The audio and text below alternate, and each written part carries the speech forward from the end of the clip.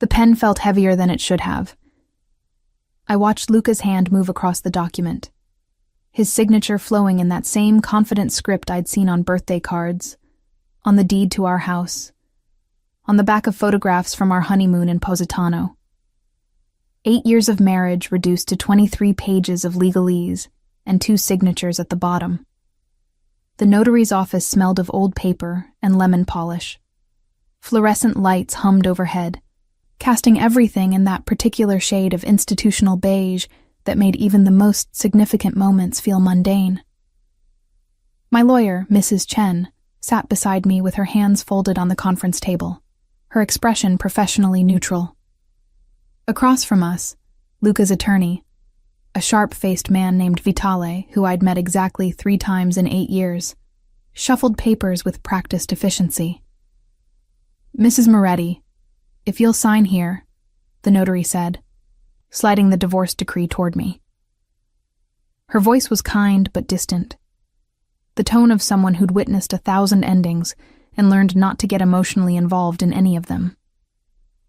I picked up the pen. My hand didn't shake. I'd expected it to, had prepared myself for tears or hesitation or some dramatic final moment of doubt.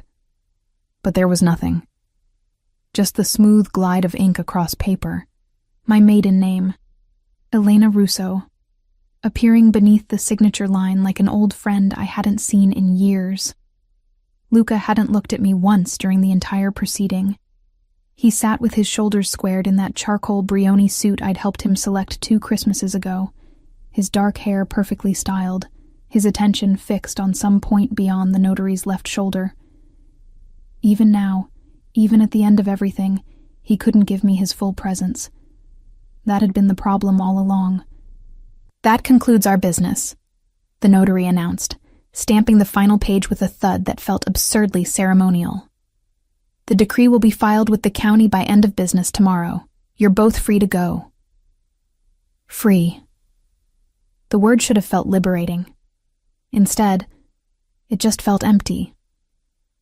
Luca stood immediately, buttoning his suit jacket with mechanical precision. Vitale gathered their copies of the paperwork, murmuring something about a conference call at 3. My soon-to-be ex-husband. No, my ex-husband now. The papers were signed. Nodded once, his jaw tight. "Elena." He said my name like it cost him something. His eyes finally met mine, and for half a second I saw something flicker there. Regret, maybe, or just irritation at the inconvenience of it all. "I hope you find what you're looking for." The dismissal in his tone made my spine straighten. 8 years of being the understanding wife, of accepting canceled dinners and interrupted conversations, of sleeping alone in our king-sized bed while he handled business that I was never supposed to ask about. 8 years of being treated like a beautiful object in his collection, cherished in theory, neglected in practice. "I already did," I replied, my voice steady. "A lawyer who actually returns my calls." Something flashed in his eyes. Surprise, maybe even hurt, but he covered it quickly with that impenetrable mask he wore so well. The one that made him so successful in his world of shadowy casino operations and men in expensive suits who spoke in coded phrases. He left without another word, Vitale trailing behind him like an obedient shadow. The door clicked shut with a finality that should have broken something inside me. Instead, I felt lighter than I had in months. Mrs. Chen began organizing her files. "You did well in there. Very composed." "Thank you." I stood, smoothing down my navy dress, the one I'd bought specifically for today because Luca had always hated it, said it made me look too severe. I'd worn it anyway, a small act of defiance. "For everything." "My pleasure." She handed me my folder of documents. "Remember, the restraining order on joint assets remains in effect until the property division is finalized. If he contacts you about anything other than the house sale, call me immediately." I nodded, though I doubted Luca would contact me at all. He'd made his position clear over the past 6 months. I was being unreasonable, emotional, throwing away a good life because I couldn't appreciate what I had. The irony was suffocating. The parking garage was 3 levels below street level, dim and echoing with the sound of my heels against concrete. I'd parked in the far corner, away from the elevators, preferring the walk to clear my head. My car, a modest sedan I'd bought with money from my freelance translation work, not a penny from Luca's accounts, waited in its spot like a faithful friend. I was 20 feet away when I saw them.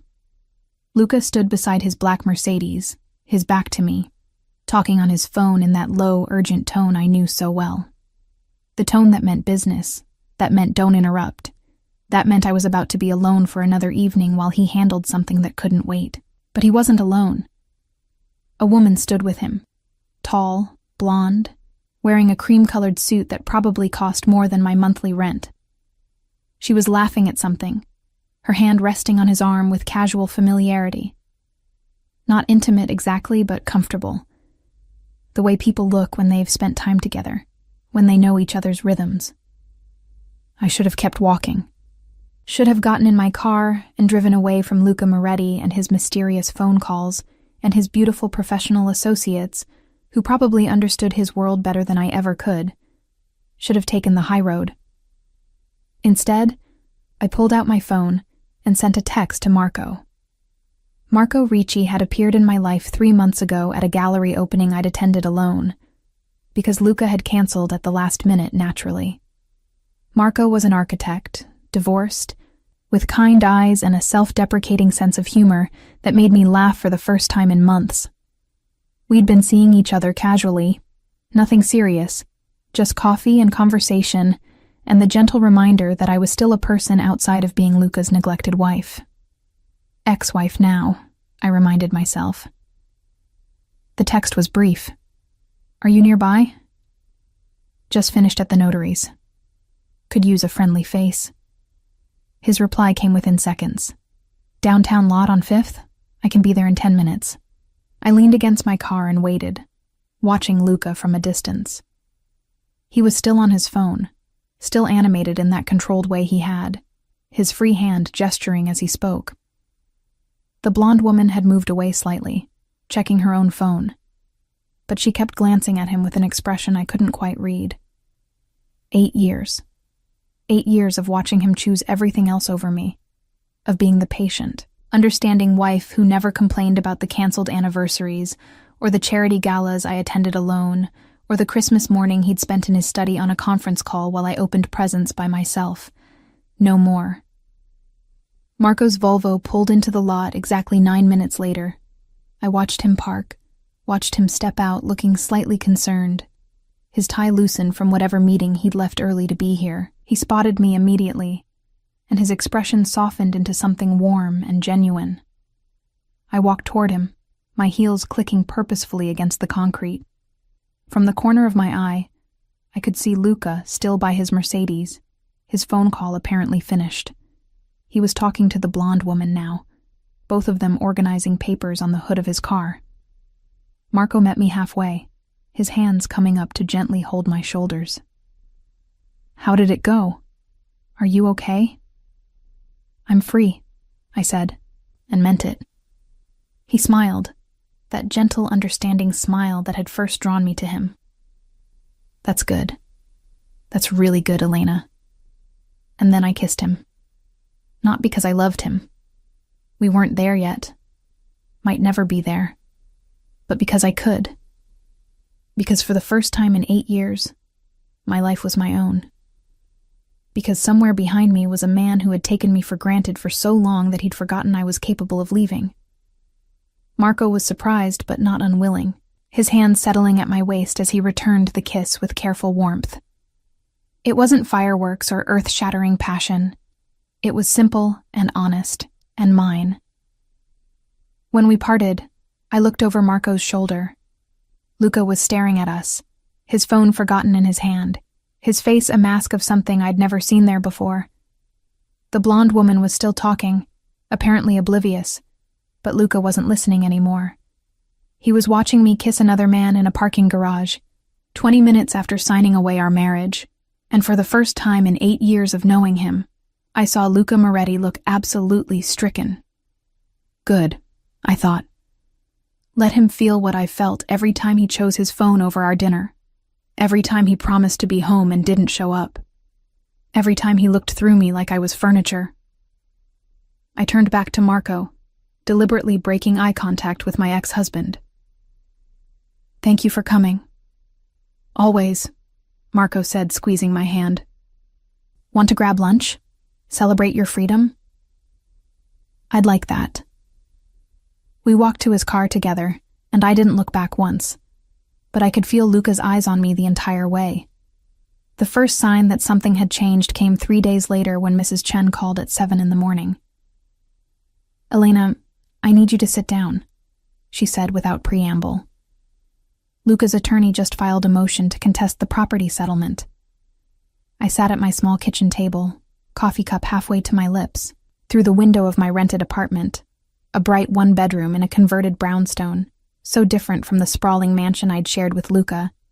I could see morning light painting the street gold. On what grounds? That's the interesting part. He's claiming there are additional assets that weren't properly disclosed during discovery. Mrs. Chen's voice carried a note of professional irritation. Assets he supposedly acquired during the marriage that should be subject to division. I set down my coffee. That's ridiculous. We went through everything.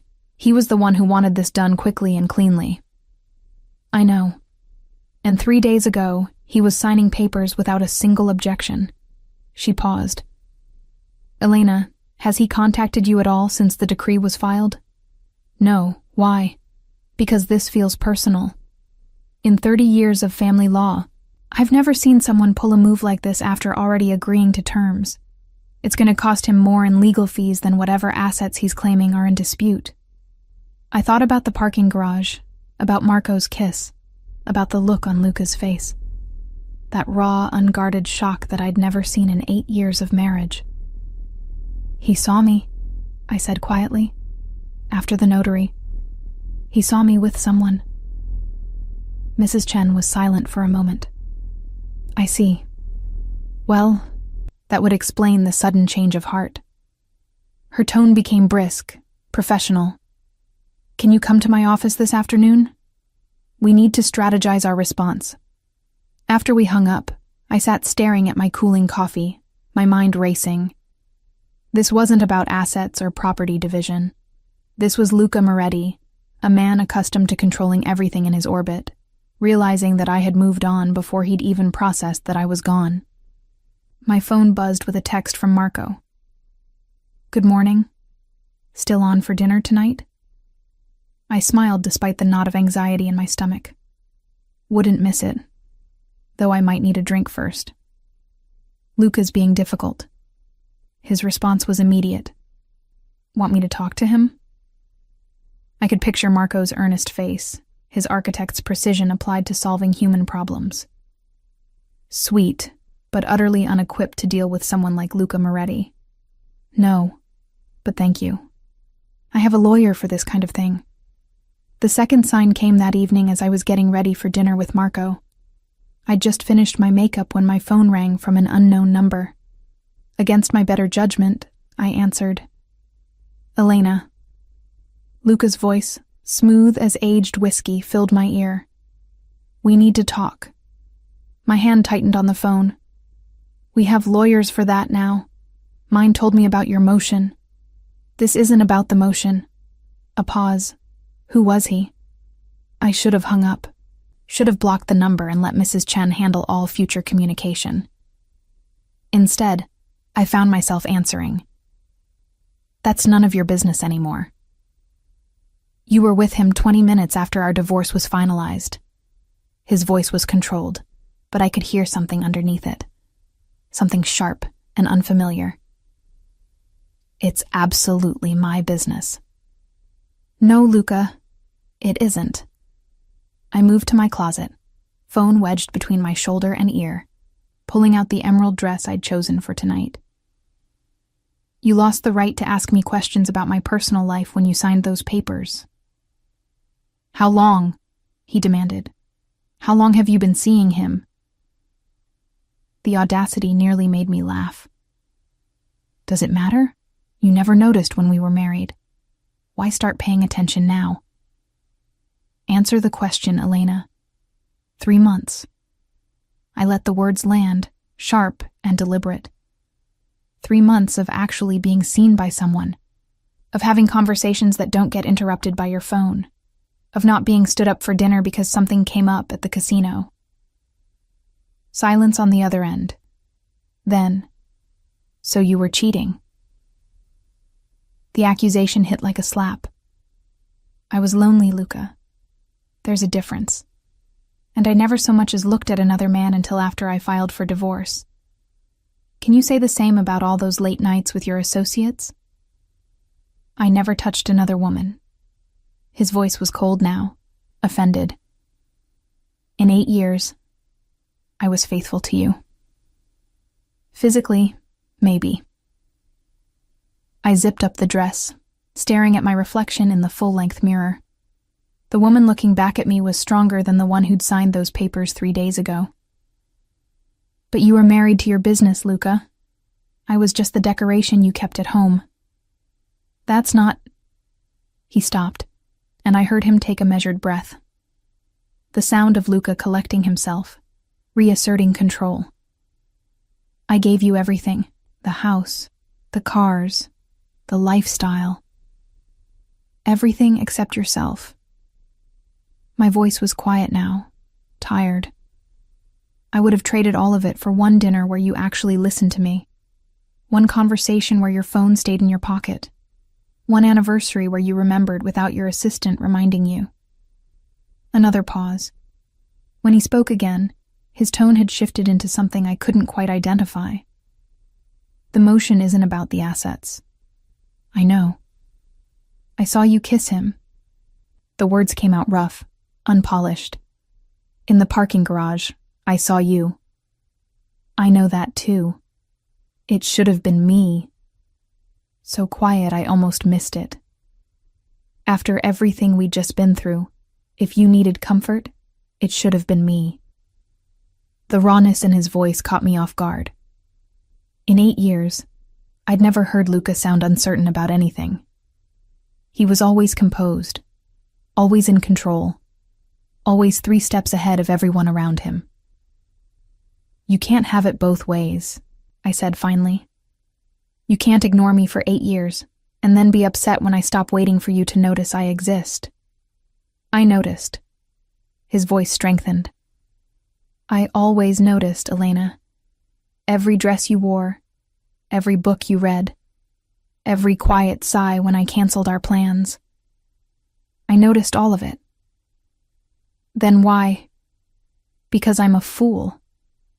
He cut me off, because I thought you'd always be there, that you understood what I was building, what I was trying to create for us. I didn't want an empire, Luca. I wanted a husband. The doorbell rang. Marco, punctual as always. I glanced at my watch. 7 o'clock exactly. I have to go, I said. Please don't call this number again. Elena, wait. I hung up and turned off my phone. Marco stood in the hallway holding a bouquet of sunflowers, my favorite, wearing a smile that faded slightly when he saw my expression. Everything okay? It will be. I took the flowers, breathing in their bright, uncomplicated scent. Thank you for these. Just let me put them in water and we can go. As I arranged the sunflowers in a vase, I caught my reflection in the kitchen window. Behind me, Marco was examining my bookshelf with genuine interest, commenting on a first edition Calvino I'd found at an estate sale. A man who paid attention to small things, who remembered details, who showed up when he said he would. Everything Luca wasn't. So why did my chest still ache with the memory of his voice saying it should have been me? The third sign came a week later, when the for sale sign disappeared from the lawn of our former home. I was driving past, not deliberately, just my usual route to the grocery store, when I noticed its absence. I pulled over, staring at the sprawling Mediterranean-style mansion with its terracotta roof and professionally landscaped gardens.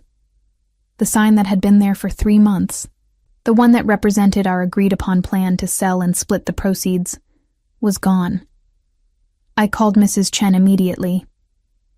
"I was just about to contact you," she said before I could speak. "Luca's attorney informed me this morning that the house is off the market. He's refinancing to buy out your share. But we agreed. I know, and legally, he's within his rights to make a buyout offer. The question is whether you'll accept it." Mrs. Chen paused. "Elena, his offer is substantially above market value. He's essentially giving you more money to keep the house." I stared at the mansion, remembering the day we'd first walked through it together. Luca had been so excited, rare enthusiasm breaking through his usual controlled demeanor as he described how we'd fill each room with our future. Children, he'd said. A family. We'd never gotten around to that part. "Why would he do that?" I asked, though I already knew the answer. "I suspect," Mrs. Chen said carefully, "that your ex-husband is having second thoughts about several things. That evening, I was having dinner at my favorite Thai restaurant with my friend Claudia when I saw him. Luca sat 3 tables away with 2 men I didn't recognize, but the meeting had his signature all over it. Expensive suits, hushed tones, papers spread across the table alongside untouched plates of food. Business. Always business. Except this time, he kept glancing at me. Not obviously. Not enough for his companions to notice. But I felt his attention like a physical weight, tracking my movements as I laughed at something Claudia said, as I sipped my wine, as I lived my life completely independent of him. When I excused myself to the restroom, I wasn't surprised to find him waiting in the hallway when I emerged. "Are you following me?" I asked, not bothering with pleasantries. "I'm having a meeting." He gestured toward his table. "I've been coming here for years. Funny, in 8 years of marriage, you never once suggested we eat here." Something crossed his face, acknowledgement, maybe even shame. "You always said you didn't like Thai food." "I said I didn't like that place near your office because the owner was rude to the waitstaff." I crossed my arms. "But you never asked for clarification. Just filed it away as Elena doesn't like Thai and moved on." He stepped closer, lowering his voice. "I'm trying to understand what I did wrong." The admission caught me off guard. Luca Moretti didn't admit fault, didn't question his own judgment. It was one of the things that made him so successful, and so impossible to live with. "You didn't do anything wrong," I said quietly. "You just didn't do much of anything at all. Not with me, anyway. I provided for you." "I don't want to hear about providing, Luca." I felt 8 years of careful restraint beginning to crack. I wanted a partner, not a benefactor. I wanted someone who came home for dinner, who asked about my day, who didn't treat our marriage like item 17 on his daily agenda. "Is that what he gives you?" The words came out harsh. "The architect? Does he ask about your day?" "Yes." I met his eyes steadily. "He does. And he actually listens to the answer." I saw my words land like physical blows, saw something raw flash across Luca's usually impassive features. For a moment, I thought he might actually say something real, something honest. Instead, his phone buzzed. He glanced at it automatically. Muscle memory from 8 years of always being available, always reachable, always prioritizing whoever was on the other end of that call. I turned to walk away. "Elena, wait. Your phone is ringing," I said, without looking back. "Better answer it. Might be important." I returned to my table where Claudia was scrolling through her phone, pointedly not looking in Luca's direction, though I knew she'd seen everything. "You okay?" she asked as I sat down. "I will be." I picked up my wine glass. "Eventually." But as I left the restaurant an hour later, I noticed that Luca's table was empty, his meeting apparently abandoned. And when I got home, I found a single sunflower, my favorite, in a simple vase outside my apartment door. No card. No message.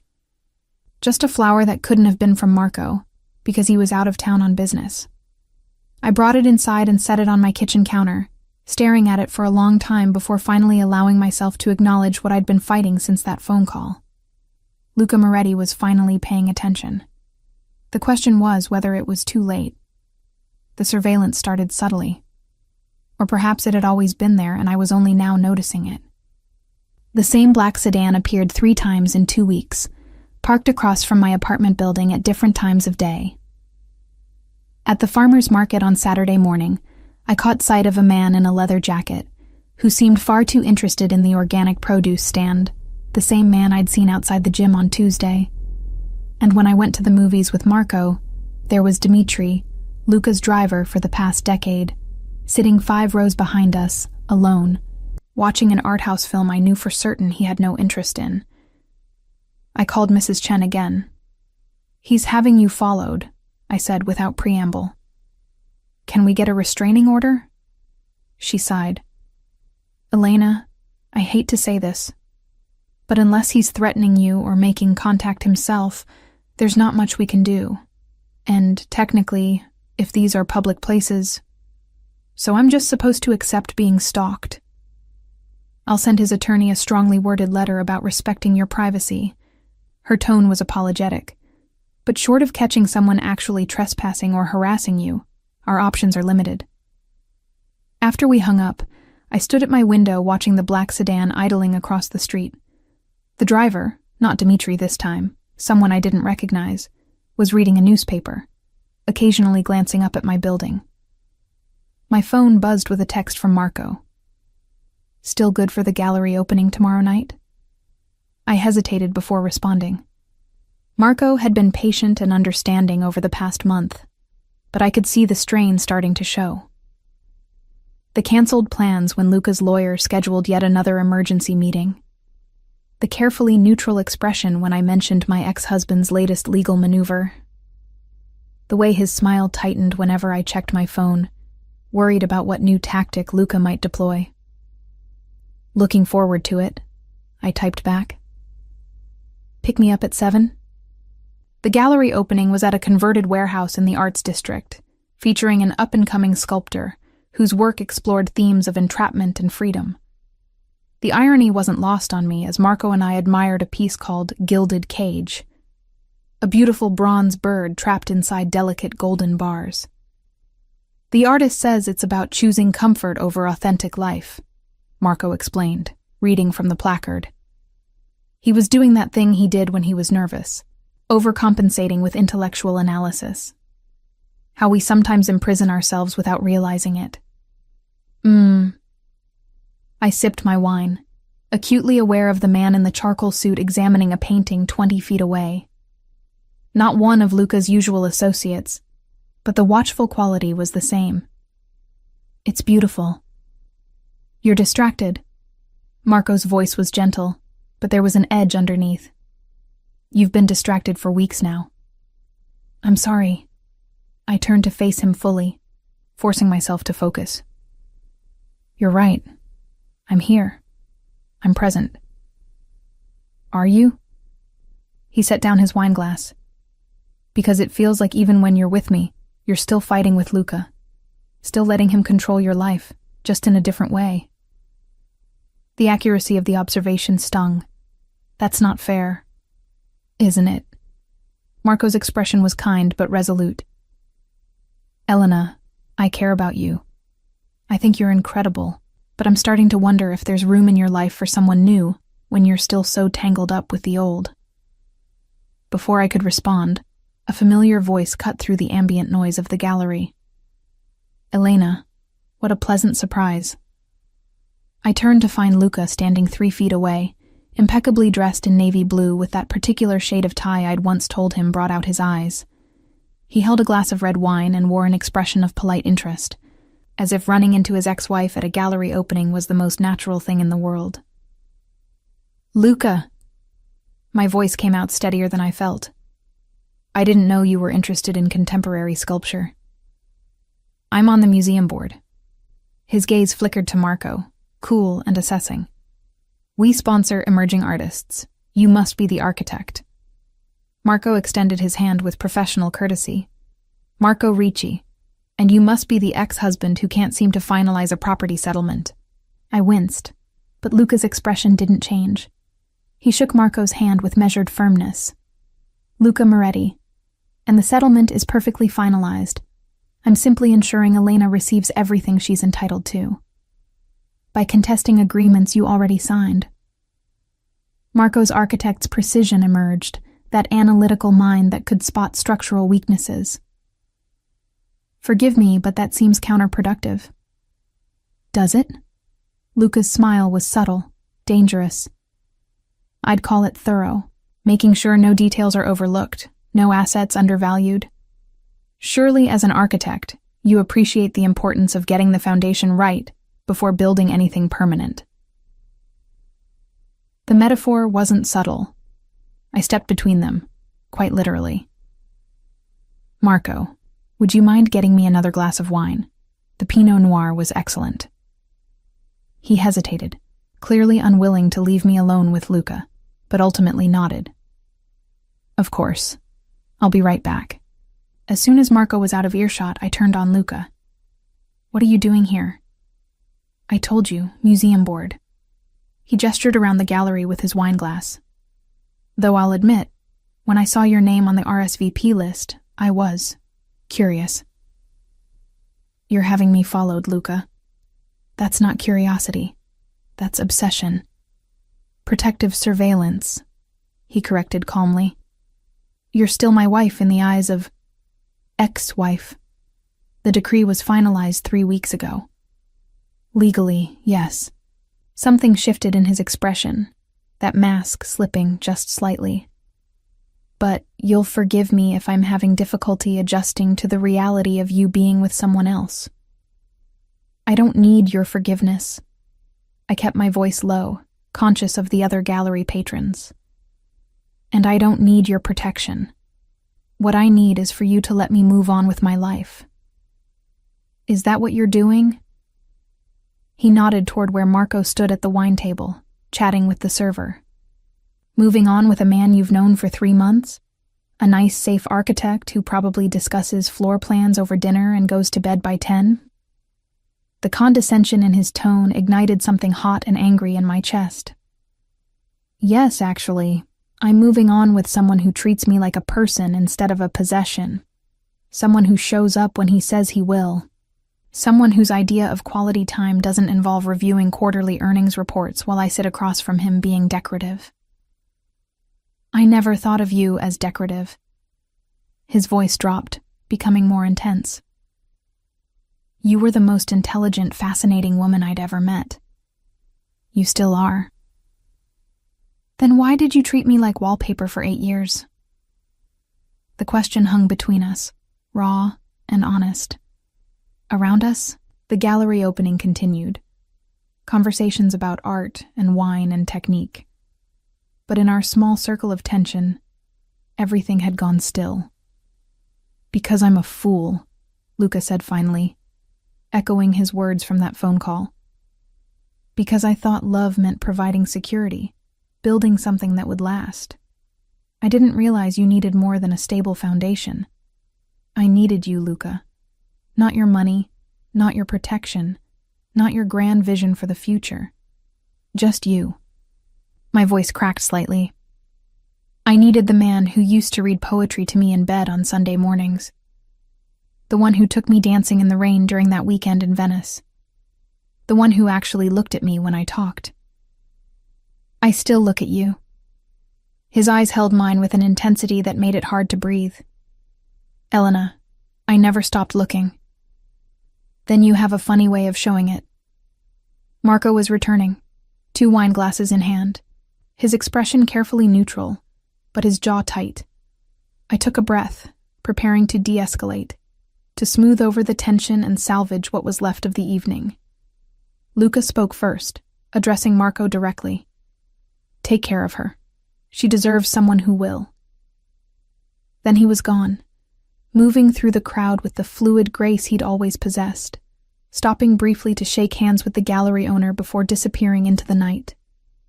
Marco handed me my wine, his expression unreadable. That was intense. I'm sorry. I took a long sip, my hand trembling slightly. I had no idea he'd be here. I know. Marco's voice was gentle. Elena, I think we need to talk. We found a quiet corner of the gallery, away from the main crowd. Marco set down his wine glass and took my hands in his expression kind, but resigned. You're still in love with him, he said. Not an accusation, just a fact. No. The denial came automatically. Marco, I left him. I divorced him. You're still fighting with him, Marco interrupted gently. Which means you still care what he thinks, what he does, whether he notices you. He squeezed my hands. And I can't compete with that kind of history. You're not competing. I am, though. His smile was sad. And I'm losing to a man who's not even trying. To a ghost of what you used to have, of what you wanted it to be. He released my hands, stepping back. Elena, you're wonderful. You're smart and funny, and deserving of someone who sees you. But until you actually let go of Luca Moretti, not just legally but emotionally, you're not really available. The truth of it hit me like a physical blow. I'm sorry. Don't be. Marco touched my cheek briefly, affectionately. You gave me 3 months of wonderful company and reminded me that I could feel something again after my divorce. That's not nothing. He picked up his coat from where he'd draped it over a chair. But I think I need to step back now. Let you figure out what you actually want without me in the middle of it. Marco, please. No hard feelings, Elena, truly. He kissed my forehead, a gesture of genuine fondness. When you're really ready, when you're really free, I hope you find someone worthy of you. I really do. I watched him leave. This kind, decent man who had been exactly what I thought I wanted. The anti-Luca, present, attentive, emotionally available. So why did watching him walk away feel like relief instead of loss? I stayed at the gallery for another hour, wandering among the sculptures with a glass of wine I barely tasted. The gilded cage piece drew me back repeatedly, its beautiful bird forever trapped in the paradox of wanting freedom while being terrified of the unknown beyond those bars. When I finally left, stepping out into the cool October night, I found Dimitri waiting by a familiar black Mercedes. Mrs. Moretti. He nodded respectfully, using my old name without irony or agenda. Mr. Moretti asked me to make sure you got home safely. I can take a cab, Dimitri. I'm sure you can. His expression remained professionally neutral. But I'd appreciate it if you'd let me do my job. These aren't the best streets late at night. I was too tired to argue. I slid into the back seat, breathing in the familiar scent of leather and the faint trace of Luca's cologne. Dimitri pulled into traffic with his usual smooth efficiency, the city lights sliding past the tinted windows. How is he? I heard myself ask. Really? Dimitri's eyes met mine in the rearview mirror. Not well, if I'm being honest. Haven't seen him like this in the 15 years I've worked for him. Like what? Distracted, unfocused. A pause. Human. The word hung in the air between us. Dimitri had been Luca's driver, bodyguard, and probably confidant longer than I'd been in the picture. If anyone knew the real Luca Moretti, the one beneath the control and calculation, it would be him. He made his choices, I said quietly. He did. Dimitri navigated through a yellow light. And now he's living with the consequences, which between you and me is probably the first time in his life he's had to do that. We pulled up outside my building. Dimitri came around to open my door, ever the professional. Thank you for the ride. Mrs. Moretti? He said it as I was turning away. For what it's worth, I've never seen him care about anything the way he cares about getting you back. Not the business, not his reputation, nothing. Then maybe, I said, exhaustion making me honest. He should have cared that much when we were actually married. I rode the elevator to my floor, keys already in hand. But when I reached my door, I found another delivery. A small package wrapped in brown paper, my name written in Luca's distinctive script. Inside was a book, a first edition of Neruda's love poems, the same collection he used to read to me on those Sunday mornings that felt like a lifetime ago. A sticky note marked one particular poem. I crave your mouth, your voice, your hair. Beneath it, Luca had written in the margin, I should have shown you this every day instead of once a week. I should have made you feel loved instead of assuming you knew. I'm sorry I forgot how to see you. I stood in my small apartment, holding the book like it might dissolve if I gripped too hard, tears finally spilling down my cheeks. Because the truly terrible thing was this. I didn't know if these gestures, the surveillance, the contested settlement, the flowers and the poetry, represented real change or just a man who couldn't stand losing. And I wasn't sure which answer I was hoping for. The subpoena arrived on a gray November morning, delivered by a process server who apologized twice before handing me the envelope. I called Mrs. Chen immediately. They're bringing criminal charges? My voice came out higher than I intended. Against Luca? It appears so. Papers rustled on her end. Federal racketeering investigation. They're calling you as a witness about financial transactions during your marriage. My legs went weak. I sank onto my couch, the subpoena trembling in my hand. I don't know anything about his business. I deliberately stayed out of it. Unfortunately, as his wife for 8 years, ex-wife, you had access to accounts, properties, and information that might be relevant to their case. Mrs. Chen's voice was carefully professional. Elena, you need a criminal defense attorney. I can recommend someone, but this is beyond my scope. After we hung up, I sat staring at the legal document, my mind reeling. Federal charges, racketeering, words that belonged in movies, not in my quiet life of freelance translation work and farmers markets and trying to rebuild myself after a failed marriage. The reality I'd carefully avoided for 8 years was finally catching up with me. I had married a man whose business empire was built on something more dangerous than just aggressive casino management. My phone rang. Unknown number. Against my better judgment, I answered. Elena. Luca's voice, but different this time, strained. We need to meet, now. Did you know? I demanded. About the investigation? A pause. Yes. How long? 3 months. 3 months, right around the time I'd filed for divorce. The timing suddenly made sickening sense. All those contested motions, the delays, the sudden interest in prolonging our legal separation. You were trying to protect me, I said slowly. Keeping me tied to you legally so I'd have spousal privilege. Partly. His honesty surprised me. And partly because I'm a selfish bastard who wasn't ready to let you go. I'm being called to testify, Luca. I know. That's why we need to meet. He paused. Please, Elena. Not as your ex-husband.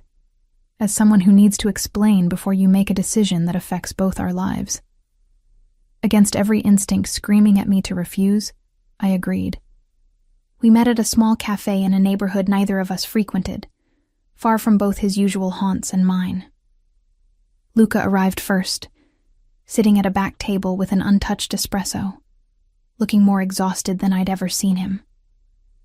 His suit was still impeccable, but there were shadows under his eyes and a tension in his shoulders that spoke of sleepless nights.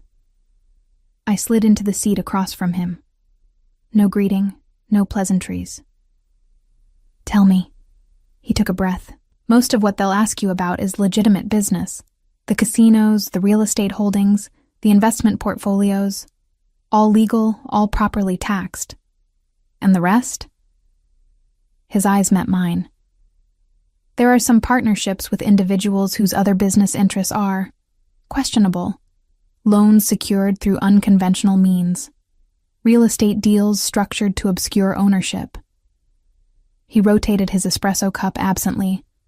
Nothing violent, no drugs, no trafficking, nothing that directly harms people, but gray areas that federal prosecutors love to paint in black and white. Why? I asked. You have enough money. Legitimate money. Why risk everything for these gray areas? Control. The answer was immediate, honest. In my world, straight business puts you at the mercy of banks, regulators, market fluctuations. The gray areas give you leverage, options, independence. He leaned forward. My father built this empire from nothing, Elena. Immigrant kid from Sicily who worked his way up from washing dishes to owning the restaurants. He taught me that the rules are written by people who already have power, designed to keep people like us out. So you broke them. I bent them. A slight smile, no humor in it. There's a difference. Not to the federal government. No, he agreed, not to them. I wrapped my hands around my own coffee cup, needing something to anchor myself. What are they asking me to testify about? Financial transactions. Large cash deposits that went through our joint accounts. Meetings I had at the house that you might have been present for. Conversations you might have overheard. His voice remained steady. Elena, I need you to understand something. I kept you deliberately separate from the business precisely to protect you. You never signed anything, never attended actual meetings, never made decisions. That was intentional. How thoughtful. Bitterness crept into my voice. The same consideration that left me sitting alone at our dining table every night. Yes. He didn't flinch from the accusation. I was trying to build something big enough, secure enough, that you'd never want for anything. And in the process, I neglected to actually be present for the life I was supposedly building. I studied his face, searching for manipulation, for the calculated charm he could deploy so effectively when needed. But all I saw was exhaustion and something that looked like genuine regret. What do you want me to do? I asked finally. Tell the truth. The answer surprised me. Whatever they ask, answer honestly. You don't know anything that can actually hurt me because I made sure of that. But if you try to protect me, if you obstruct or lie, they'll charge you too. You want me to testify against you. I want you safe. His voice was fierce. Elena, I've made 1,000 mistakes with you. Let my choices destroy our marriage, but I will not let my choices destroy your life. I felt something crack in my chest, a wall I'd carefully maintained since the day I filed for divorce. Luca, there's something else. He reached into his jacket and withdrew a thick envelope. I'm selling everything. The casinos, the questionable partnerships, all of it. Returning to legitimate business only. Hotels, restaurants, real estate development. Clean. I stared at the envelope without touching it. Why? Because you were right. His eyes held mine. Because I've spent 8 years building an empire and lost the only thing that actually mattered. Because I'd rather start over with nothing and have a chance with you than keep everything and lose you forever. We're already divorced. Legally, yes. He set the envelope on the table between us. But I'm hoping that can be corrected. My breath caught. You can't be serious. I've never been more serious about anything in my life. He leaned forward. Elena, I know I have no right to ask. I know I hurt you, neglected you, took you for granted in ways I'm only beginning to understand. But I'm asking anyway. Give me a chance to be the husband you deserved. The one I should have been from the beginning. This is insane. I pushed back from the table. You can't just decide you want me back and expect me to forget 8 years of being invisible to you. I'm not expecting you to forget. He remained seated, controlled. I'm asking you to consider whether people can change, whether I can change. Can you? The question came out sharper than intended.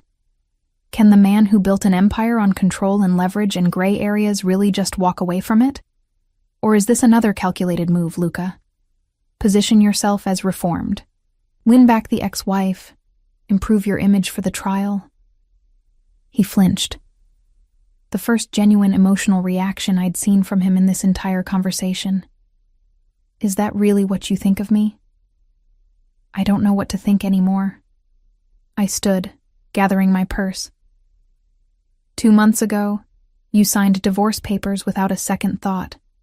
Then you saw me kiss someone else and suddenly, I'm the most important thing in your life? That's not love, Luca. That's ego. You're right. His admission stopped me halfway to standing. About all of it. My pride was hurt. My control was shaken.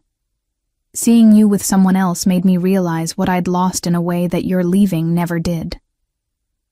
He stood now, slowly. But the feeling beneath the ego? The realization that I'd let the most important person in my life slip away because I was too busy building things that don't matter? That's real, Elena. I swear to you, that's real. We stood there, the cafe's ambient noise washing over us, the hiss of the espresso machine, conversations in Italian from the kitchen, a child laughing outside. I need time, I said finally, to think, to talk to a lawyer about the testimony, to figure out what I actually want instead of just reacting to what you want. Take all the time you need. He pulled out his wallet and left cash on the table for our untouched drinks. But Elena, whatever you decide about us, please believe this. I never meant to make you feel invisible. You were the brightest thing in my life. I just forgot to tell you that. I left without responding, my mind too chaotic for words. The federal prosecutor's office was in a sterile high-rise downtown, all glass and steel and uncomfortable chairs. The attorney who interviewed me was a woman named Patricia Morrison, mid-40s with sharp eyes and a gentle voice that probably made people confess things they didn't mean to. Mrs. Moretti, thank you for coming in voluntarily. It's Ms. Russo now. We're divorced. Of course, my apologies. She opened a thick file. I'll get straight to the point. We're building a case against your ex-husband for racketeering, money laundering, and conspiracy. We believe you have information that could be crucial to our investigation. For 2 hours, she walked me through transactions, dates, meetings. I answered honestly, as Luca had advised. I didn't know. I wasn't present. He kept business separate from our personal life. It was only when she asked about character that I hesitated.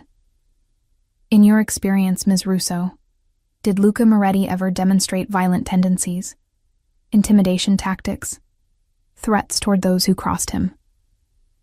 I thought about 8 years of marriage, the late nights, the hushed phone calls, the associates with dangerous eyes who came to our home for meetings I was carefully excluded from.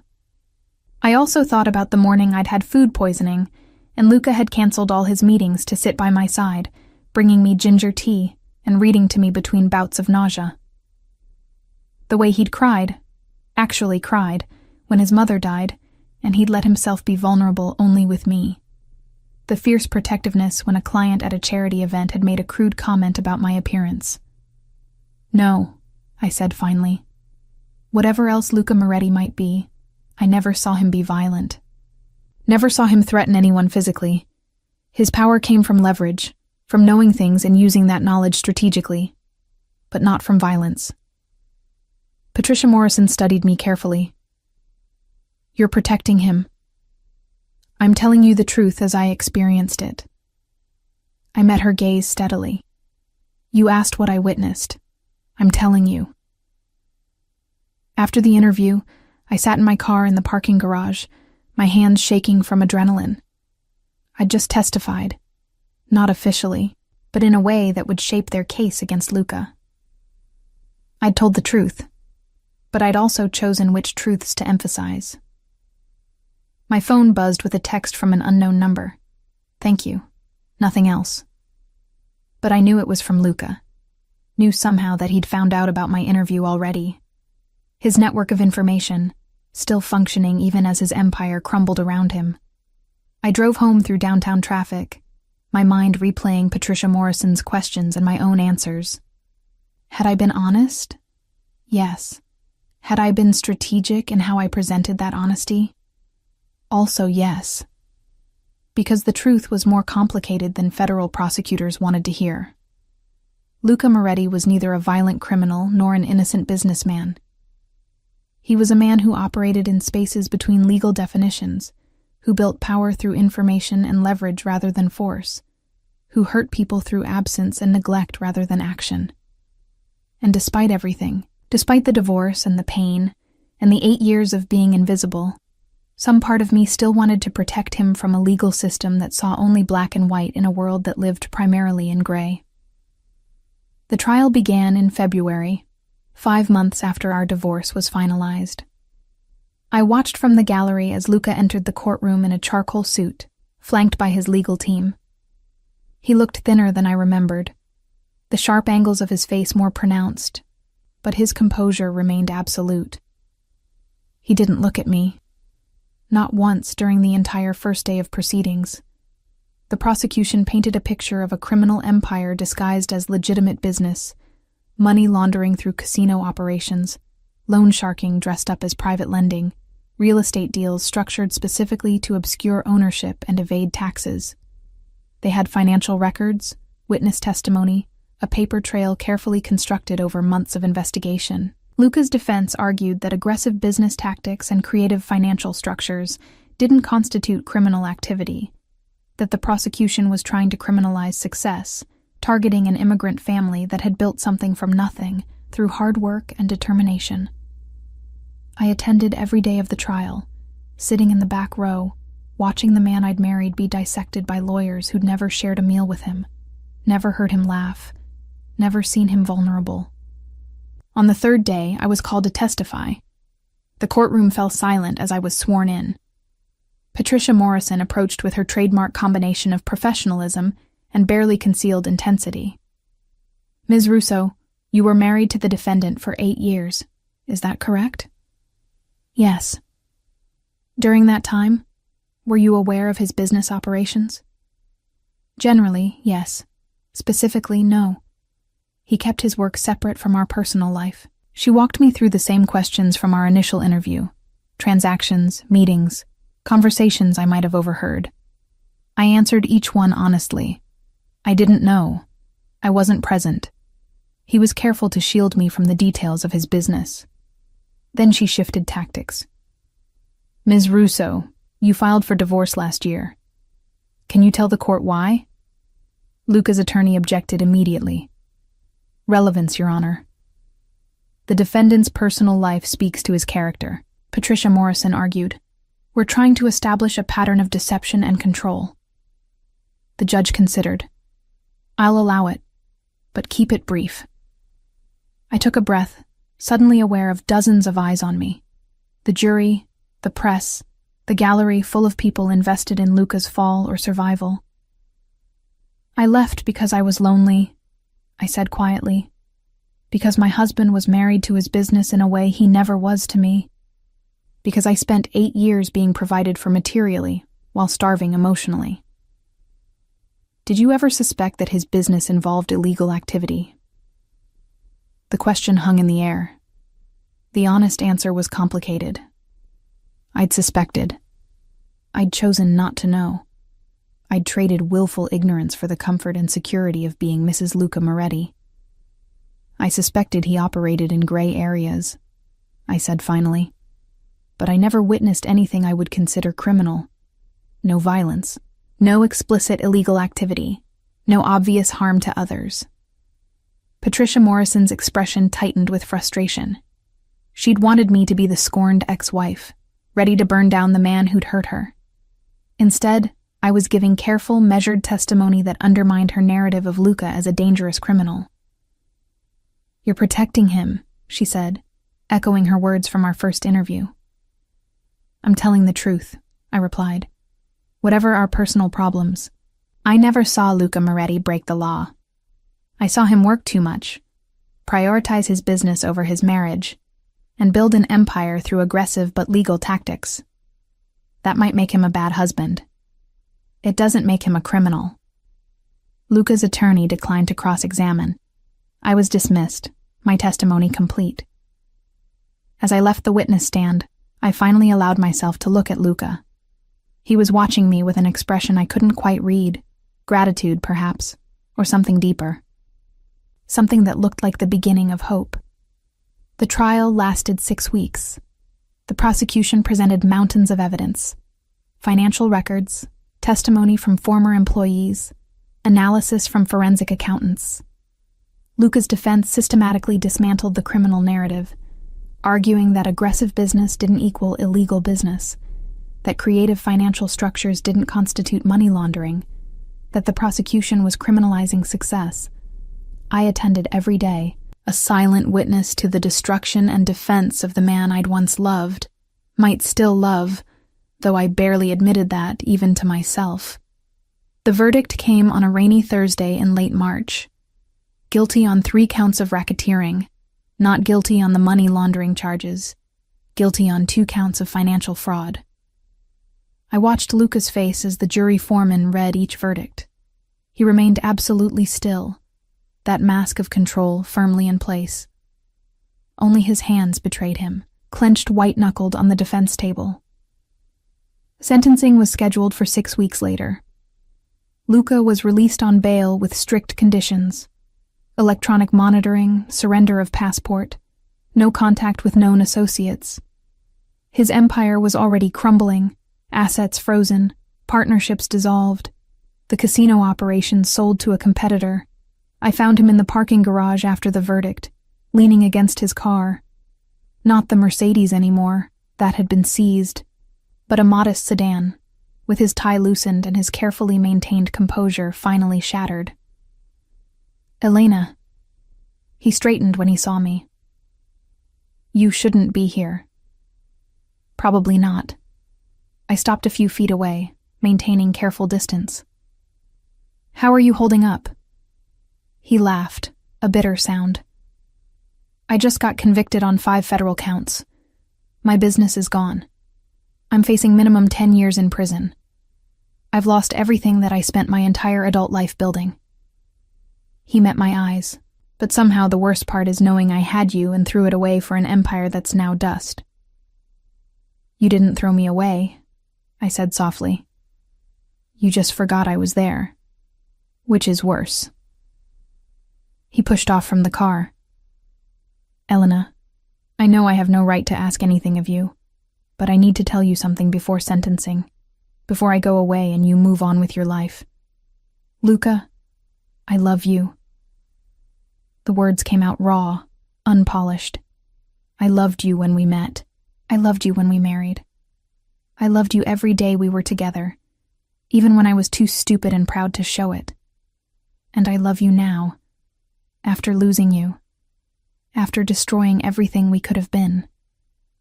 His voice cracked slightly. "You're the only thing that was ever real in my life, the only thing that mattered, and I was too blind to see it until you were gone." Rain had started falling, light drops that would soon become a downpour. I stood there, coat collar turned up against the cold, looking at this man who had controlled everything in his orbit until the moment he realized control meant nothing without love. "I believe you," I said finally, "that you love me, that you regret how you treated me." I took a breath. But love without action is just words, Luca. And I spent 8 years living off your words while starving for your presence.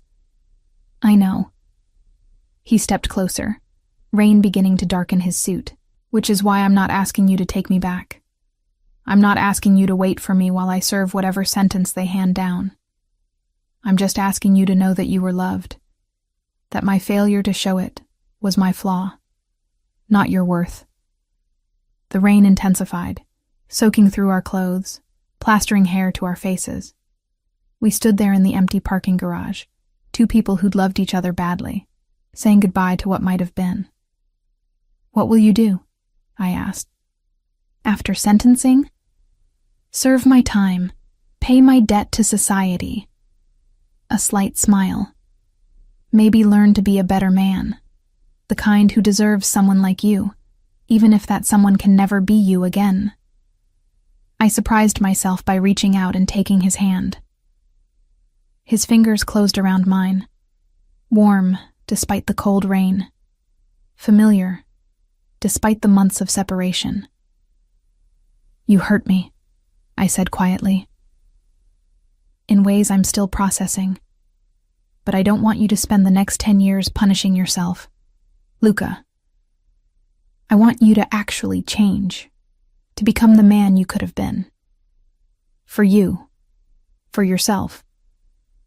I squeezed his hand once, then let go.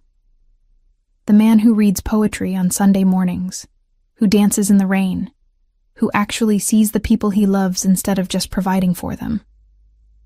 That man deserves a chance at happiness. Even if it's not with you? The question hurt more than I expected. Even then. He nodded slowly, accepting this final boundary. "Thank you for testifying, for telling the truth, even though it would have been easier to let them destroy me." "I didn't do it for you," I admitted. "I did it because lying would have made me someone I don't want to be." "Still," his eyes held mine. "Thank you." We stood there as the rain fell harder, neither of us quite ready to walk away and make this goodbye final. Around us, the city carried on. Cars passing, horns honking, life continuing indifferent to our small tragedy. "I should go," I said finally. "Elena?" he called as I turned away.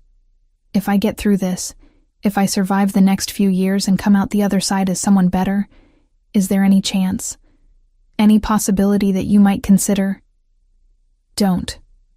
I cut him off gently. "Don't pin your rehabilitation on me. Don't make me the goal you're working toward. Change because you want to be better, not because you want to win me back. And if I do, if I genuinely become the man I should have been," I looked at him, this powerful man brought low by his own choices, asking permission to hope.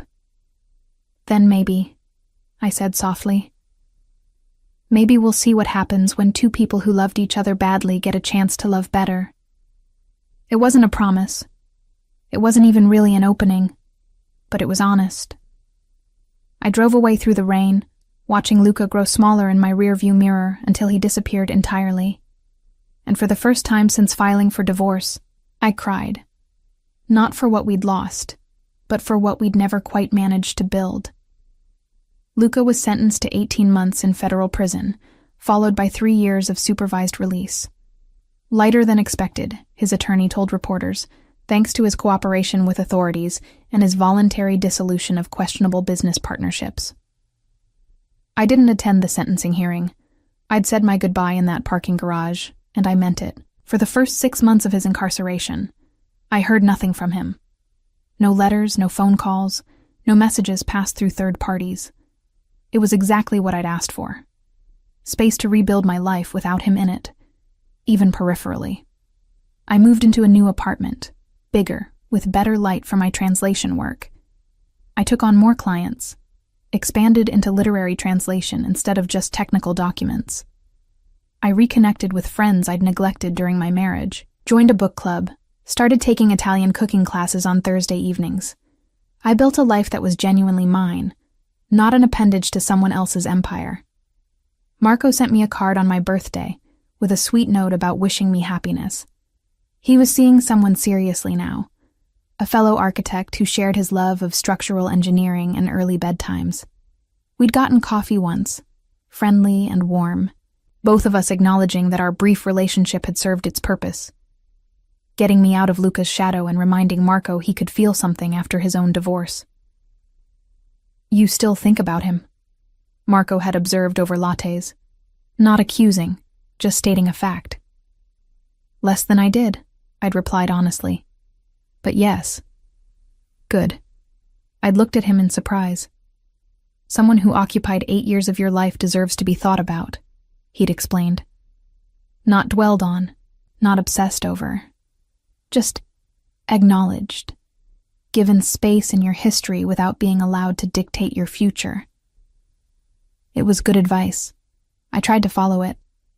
7 months into Luca's sentence, I received an unexpected visitor.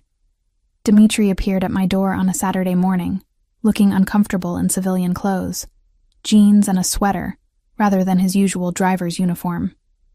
Mrs. Moore, Ms. Russo, he corrected himself. I apologize for the intrusion. May I have a moment of your time? And I invited him in, curious. He'd been loyal to Luca for 15 years. Whatever brought him here was unlikely to be casual. I've been visiting him, Dimitri said once we were seated in my living room. Mr. Moretti, every week. I poured him coffee, waiting. He asked me not to tell you, not to contact you in any way. Dimitri accepted the cup with a nod of thanks. But I think you should know what he's been doing. My heart rate picked up despite my intention to remain detached. What has he been doing? Changing. Dimitri met my eyes. Genuinely changing, Ms. Russo. He's teaching literacy classes to other inmates, taking psychology courses through a prison education program, meeting with a therapist twice a week. He paused. And he's been writing. Writing what? Letters. Not to send, to you or anyone else, just writing, processing, trying to understand how he became someone who could lose what mattered most while gaining things that didn't matter at all. I set down my coffee cup carefully. Why are you telling me this? Because he's coming up for early release soon. Good behavior, completion of education programs, cooperation with authorities. Dimitri leaned forward. And he asked me to do something before he gets out. Something I thought you should know about. He pulled out his phone and showed me a legal document. I read it twice, not quite believing what I was seeing. Luca had transferred ownership of our former home, the one he'd bought out my share of, the one he'd refused to sell, into my name. Completely. No strings, no conditions, no expectation of anything in return. He wanted you to have it, Dimitri explained. Said you should decide what happens to it. Sell it, keep it, burn it to the ground. Your choice. But it's yours now. I don't understand. He's letting go. Dimitri's voice was gentle. Of control, of possessions, of the idea that he can manipulate circumstances to get what he wants. He's learning to release things, even things he loves, if holding on to them causes damage. After Dimitri left, I sat with this information for a long time. The grand gesture was so typically Luca, dramatic, expensive, designed to demonstrate change through action rather than words. But it was also different. He wasn't using it as leverage, wasn't asking for anything in return. Just giving me something that was rightfully mine anyway, and trusting me to do with it whatever I chose. I drove to the house the next day, standing in front of the Mediterranean-style mansion that had once been our home. The gardens were maintained, Dimitri's doing, I assumed. But the house itself stood empty, waiting. I used the key that had arrived with the legal documents and walked through rooms full of memories. The living room where we'd hosted countless charity events, me in designer gowns playing the perfect hostess while Luca worked the room. The dining room where I'd eaten too many dinners alone, staring at his empty chair. The master bedroom where we'd shared space without truly connecting. But also, the library where he'd read me poetry on those rare Sunday mornings. The kitchen where he'd made me soup when I was sick. The balcony where he'd proposed, nervous and genuine, before life and ambition had calcified him into someone who forgot how to be present. I sat on that same balcony now, watching the sun set over the city, and made a decision. Luca was released on a Tuesday in October, 11 months into his sentence. I knew because Dimitri had called to tell me, careful to frame it as information, rather than a request for action. "He's staying at a halfway house in Queens," Dmitri had said. "Working at a restaurant. Kitchen prep. Nothing glamorous. Meeting with his parole officer twice a week. Keeping his head down. Thank you for letting me know. Ms. Russo?" Dmitri had hesitated. "He's different. Genuinely different. I've known him 15 years, and I've never seen him like this." "Like what?" "Humble." I let 3 weeks pass. 3 weeks of knowing Luca was out in the world, rebuilding his life from nothing, deliberately not contacting me despite surely knowing where I lived, where I worked, how to find me if he wanted. He was keeping his promise. Changing for himself, not as a strategy to win me back. On a Thursday evening, after my Italian cooking class, I went to the restaurant where Dmitri had mentioned Luca was working. A small family place in Queens, red-checked tablecloths and the smell of garlic and tomatoes filling the air. I asked for a table and ordered osso buco, my favorite dish that Luca used to make on special occasions. The server promised it would be out shortly. 20 minutes later, the kitchen door swung open. Luca emerged carrying my plate, wearing a simple white chef's coat, his hair slightly disheveled from kitchen heat. He'd lost weight during his incarceration, the sharp angles of his face more pronounced, but his eyes were clearer than I'd ever seen them. He stopped when he saw me, the plate trembling slightly in his hands. "Elena." "Hello, Luca." I gestured to the osso buco. "Is this your work?" He nodded, setting the plate down carefully. "I'm just prep and line cook, but yes, I helped with this. It smells wonderful." We looked at each other across the small table, a 1.5 years of separation and change and growth between us. "I wasn't expecting to see you," he said finally. "Dmitri said he'd told you I was out, but I didn't think." "I own our old house now," I interrupted. "You transferred the deed." "Yes." No elaboration, no expectation of gratitude. "I've decided what to do with it." Something flickered in his eyes. Curiosity. Perhaps apprehension. "Oh?" "I'm turning it into a halfway house for women leaving difficult situations." I took a sip of wine. "Providing temporary shelter, job training, legal assistance, helping them rebuild." His expression softened. "That's perfect. That's Elena. That's beautiful. The paperwork is almost complete. We open in 2 months." I cut into the osso buco, taking a careful bite. The meat fell off the bone, tender and perfectly seasoned. "This is excellent, by the way. Thank you." He stood there awkwardly, hands in his pockets, this man who used to command rooms now uncertain where to put himself. I should get back to the kitchen. "Luca?" I set down my fork. "I have Italian cooking class on Thursday evenings, but I'm free on Fridays, if you wanted to. Get coffee sometime, just to talk." The hope that bloomed in his expression was painful in its vulnerability. "I'd like that, very much." "Not to get back together," I clarified quickly. "Not to pick up where we left off, just to see who we are now, as people who used to be married and maybe could be friends." "Friends," he tested the word. "I think I'd like to be your friend, Elena Russo." We had coffee the following Friday at a small cafe near my apartment. Luca arrived early, ordered my drink without asking. He remembered, vanilla latte, extra foam, and waited nervously at a corner table. We talked for 2 hours, about his time in prison, the things he'd learned, the therapy that had helped him understand how he'd used work to avoid emotional intimacy. About my translation business, the women's shelter, the life I'd built in his absence.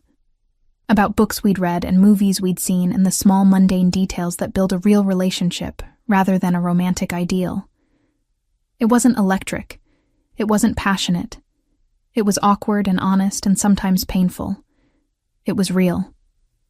We started meeting weekly. Coffee became walks in the park. Walks became occasional dinners at casual restaurants. Dinners became museum visits and bookstore browsing, and the slow, careful rebuilding of connection between two people who'd loved each other badly, learning to maybe love better. 4 months into this careful friendship, Luca completed his parole and was released from supervision. He called me that evening, voice shaking slightly. "I'm free, Elena. Truly free for the first time in my adult life. No obligations to my father's empire, no pressure to build something bigger and more powerful. Just free to be whoever I choose to be." "Who do you choose to be?" I asked. "Someone worthy of you," he replied. "Even if you never choose me again. Someone who shows up, who's present, who knows that love is about giving time and attention, not just providing security and comfort." 6 months later, on a warm spring evening, Luca asked me to dinner at an upscale restaurant. Not Italian, but French, somewhere new that held no memories of who we used to be. After dessert, he reached across the table and took my hand. "Elena Russo," he said, his voice steady despite the nerves evident in his eyes. "2 years ago, I watched you sign divorce papers and thought my life was ending. I was right. The life I'd been living did end. But something better started growing in its place." He pulled out a small velvet box, and my breath caught. "This isn't the ring I gave you the first time," he continued. "This is new. Like we're new. Like the relationship I'm hoping we can build is new." He opened the box to reveal a simple platinum band with a single diamond. "I'm not asking you to forget what I did. I'm asking if you'll give me a chance to show you who I've become." Tears spilled down my cheeks. "Luca, I know I don't deserve a second chance," he said quickly. "I know the old Luca Moretti destroyed what we had through neglect and absence, and treating you like a beautiful object rather than a person. But this Luca, the one who learned humility in a federal prison, who cooks in a restaurant kitchen, who shows up every Friday no matter what, he loves you desperately and would spend every day of his life proving it." I looked at this man I'd divorced, this humbled version of someone who'd once controlled an empire. The gray at his temples, the quieter confidence, the way he waited for my answer without trying to control the outcome. "Ask me properly," I said. He slid from his chair to kneel beside the table, tourists and other diners starting to notice, his hand still holding mine. "Elena Russo, will you marry me? Again, for the first time, really. Will you let me be the husband you deserved all along?" I thought about the lonely nights in our mansion, the canceled dinners, the 8 years of being invisible to someone who claimed to love me. I thought about the parking garage kiss, the federal trial, the slow, painful death of a marriage. But I also thought about the past year of Friday coffee dates, of Luca showing up exactly when he said he would, of conversations where he actually listened instead of checking his phone, of the man who'd transferred a mansion into my name with no strings attached, because letting go was more important than controlling outcomes. "Yes," I said, pulling him up to stand beside me. "Yes, I'll marry you. But Luca, if you ever make me feel invisible again, if you ever prioritize business over being present, if you ever forget that I need your time more than your money, I'll sign the divorce papers myself," he finished. No hesitation, no contest, no trying to hold on to something I've destroyed through my own neglect. His hands framed my face gently. "You have my word, Elena. You'll never be invisible to me again." We kissed there in the restaurant, applause breaking out around us from strangers who knew nothing of our history, but recognized love when they saw it. We were married 3 months later, in a small ceremony on the same balcony where he'd proposed the first time, 10 years earlier. No grand reception, no hundreds of guests, no displays of wealth that no longer existed. Just us, Dmitri as Luca's best man, Claudia as my maid of honor, and 20 close friends who'd supported us through divorce and reconstruction. As we exchanged vows, new ones written by us, promising presence and attention, and the daily choice to see each other, I thought about the parking garage kiss that had started all this. The moment Luca's jealousy had finally sparked to life, too late to save our first marriage, but just in time to light the path toward something better. "I see you," Luca said during his vows, his voice thick with emotion. "Every day, every moment, you are the brightest thing in my life, and I will spend forever making sure you know it." "I choose you," I replied. "Not the empire, not the power, not the man you thought you had to be. I choose the one who shows up, who's present, who knows that love is measured in moments of attention, not grand gestures." We sealed our second marriage with a kiss that was nothing like the parking garage. No revenge, no jealousy, no desperation. Just two people who'd loved each other badly learning to do it better. As we celebrated afterward with our small group of friends, Luca pulled me aside on the balcony where we'd just exchanged vows. "Thank you," he said simply, "for giving me another chance, for believing people can change." "Thank you," I replied, "for actually changing instead of just promising to." We stood there as the sun set over the city, hand in hand, building something new from the ashes of what we'd lost. The mansion behind us, soon to open as a women's shelter, stood as a monument to transformation. To the truth that endings can birth new beginnings if we're brave enough to let go of who we were and become who we're meant to be. Luca had destroyed his empire to win back my heart. But more importantly, he'd destroyed his old self, the one who equated love with providing, who confused presence with proximity, who could see everything except what was right in front of him. And from those ruins, we built something honest, something real, something that acknowledged our scars while refusing to be defined by them. A second chance at first love, a new beginning from old endings, a marriage built not on the fantasy of perfect romance, but on the foundation of showing up, paying attention, and choosing each other daily. As we rejoined our celebration, I caught Luca's eye across the room. He was talking with Dmitri, laughing at something, but his attention tracked to me immediately. He smiled, not the controlled, calculated expression of before, but something open and genuine, and mouthed, "I see you." I smiled back, my heart full. "I see you too." And this time, finally, we both meant it.